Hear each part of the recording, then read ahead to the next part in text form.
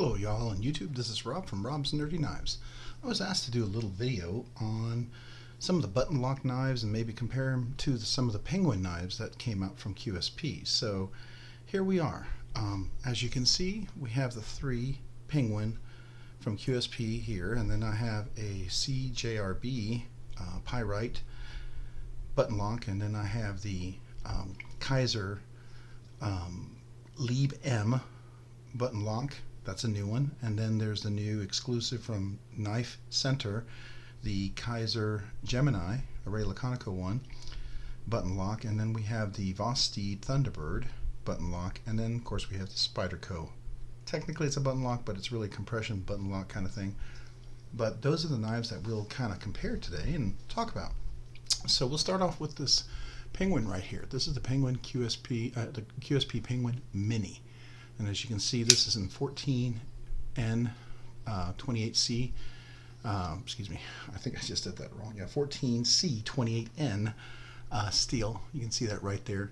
It's relatively small, really nice. It's probably a 3-finger grip for most people. You'll get 3 fingers on there, and but it's pretty nice. I mean, you can see up close.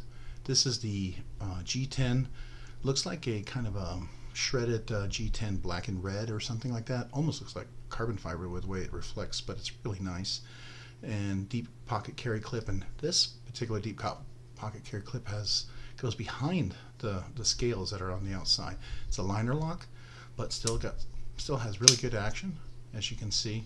So that's a nice one, and we'll go ahead and leave that one open here and compare it to the other one. Here's the regular Penguin. This is the Penguin that I got from Traditional Pocket Knives, exclusive. This is jigged titanium handles, and it's got a milled titanium clip, and you can see that M390 steel. I don't know if you can see that right there, M390 steel, and it's really nice. So we'll go ahead and leave that one open as well.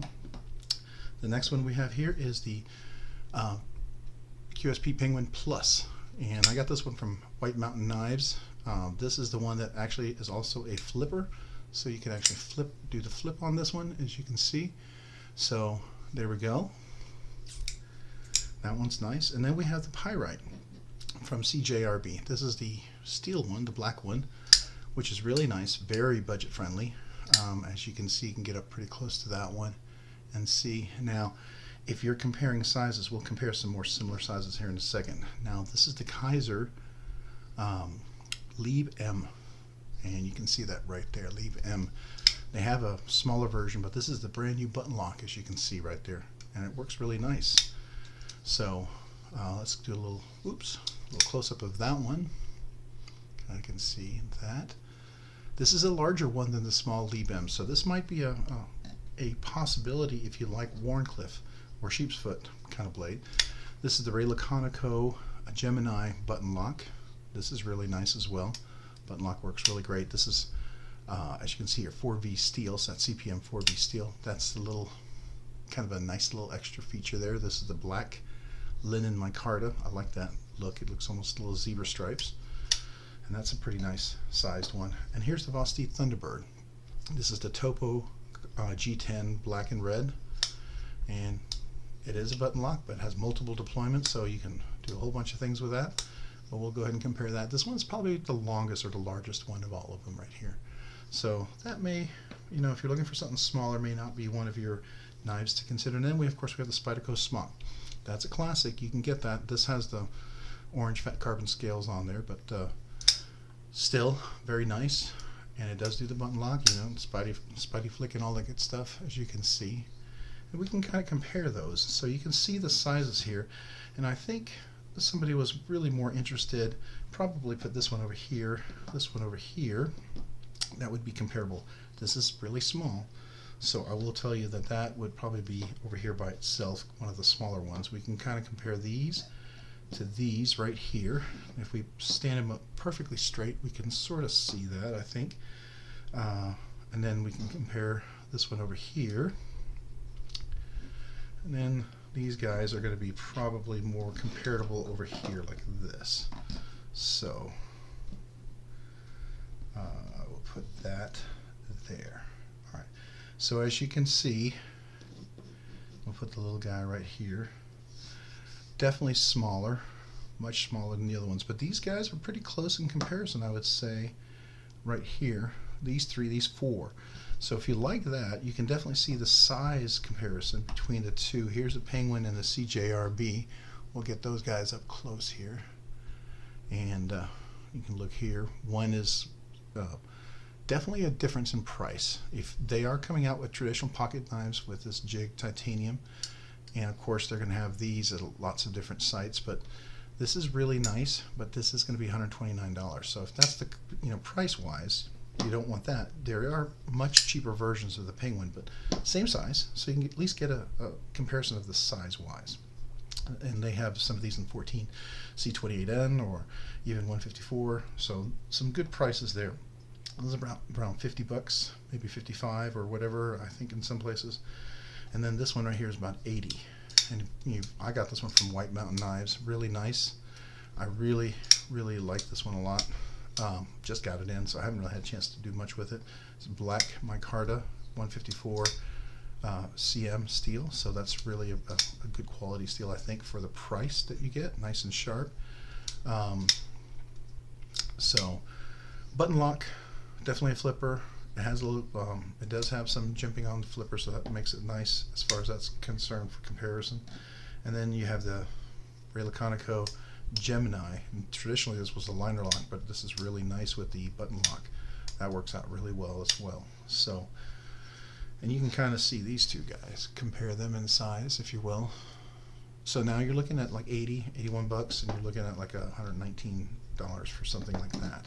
So if those are within your budget, that might be something worth considering as far as those. But I think there's a lot of people who are really looking for budget knives, in the $50 to $60, $70 range. These two guys are probably the most comparison.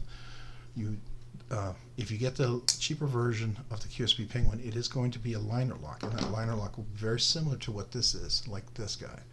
And works, I think, really well, really nicely.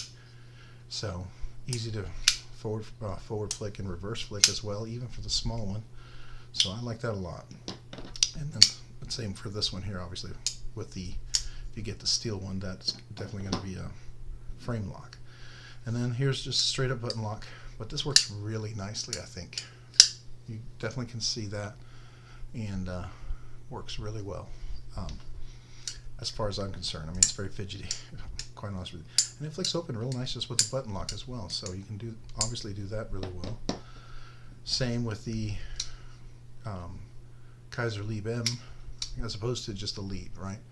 The Lieb is going to be a smaller knife, and I was doing a little video of both of them. I cut my finger on the little guy because I wasn't paying attention with my left hand when I was closing the frame lock. Sorry, the liner lock on that one. That one's a liner lock. I'll tell you, that's the nice thing about button locks. This happens a whole lot less.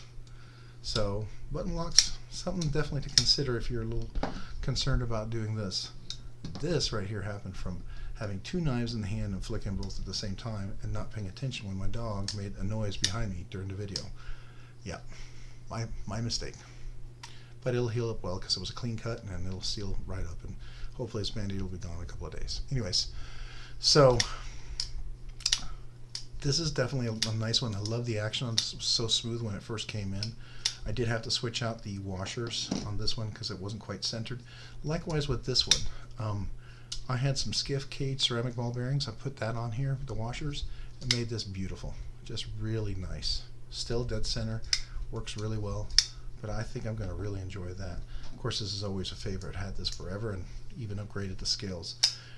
If you're willing to spend a couple $100, maybe $300 if you want to get some different scales, this is definitely a consideration. I really do like that. It's a hollow grind. That's always really nice.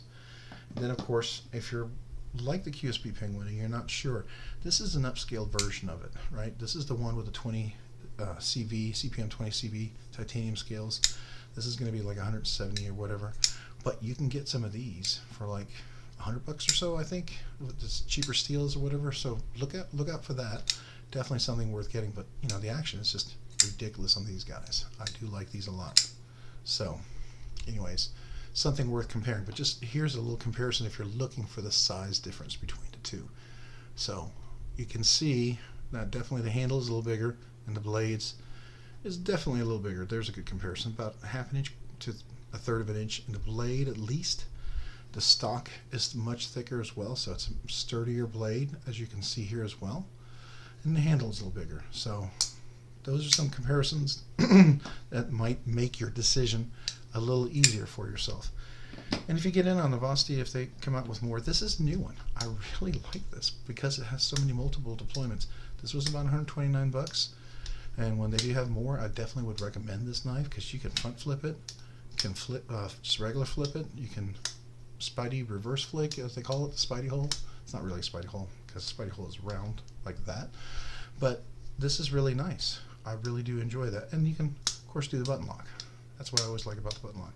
So you just drop it open and it opens like that and closes. So there's always that.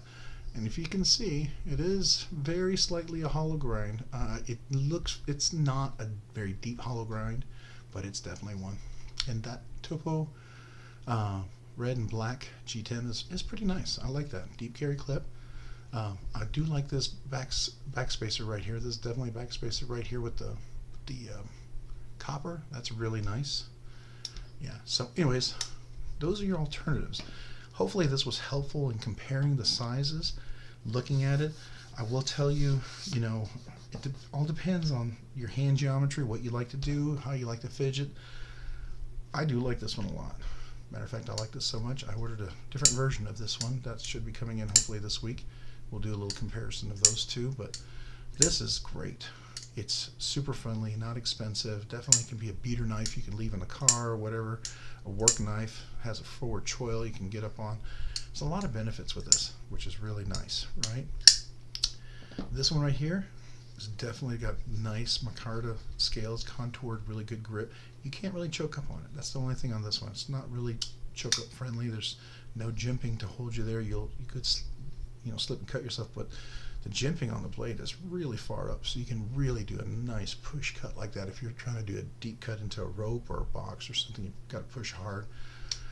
And it's a button lock, like the button lock, and it's strong. You know, there's no rock or anything like that. So I haven't had any. You know, if you're going to be beating the heck out of the knife, maybe button lock is not for you. You might want a frame lock, or you know, compression lock, button lock, or you might want to consider, you know, something like a shark lock from the, like the AD Demco 20 AD 20.5. That's a nice one. Or, you know, even a back lock. There's lots of other options out there, but again, every tool, you kind of got to think about what you're going to do with it. Hopefully, again, this was helpful. If you have any other questions, please feel free to leave some comments down there. Let me know how I can make this a little bit better or provide you more information that's of value to you guys. And I really appreciate you watching. If you enjoyed this or found it entertaining or just interesting, would you consider subscribing? It sure helps me a lot. And then maybe hit the like button. That also helps me. And if you like this and you want to check me out over on Instagram at robs_nerdy_knives, that's robs_nerdy_knives, I sure would appreciate it. You guys have a great day and a great week. Bye.